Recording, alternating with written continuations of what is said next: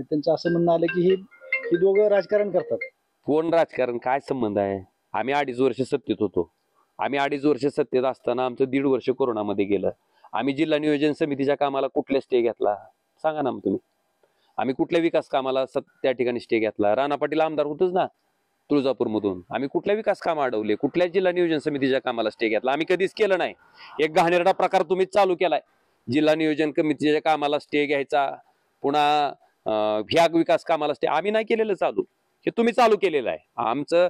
आणि आम्हाला लोकांच्या प्रपंचात, लोकांच्या चुलीत, लोकांना त्रास होईल अशा पद्धतीने आम्ही कधीच कार्य केले नाही. आणि त्याचाच परिणाम आहे की आज लोकांनी त्या ठिकाणी इतकी मोठी आर्थिक शक्ती समोर असताना सुद्धा इतक्या भरघोस मतानं त्या ठिकाणी आम्हाला परत एकदा त्या पदावर बसवलंय.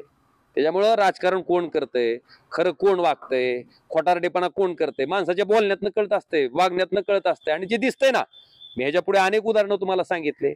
आम्ही ते उदाहरणं सहित सिद्ध केले, आमच्या वागण्यातनं सिद्ध केलंय. तुम्ही दाखवा आम्हाला.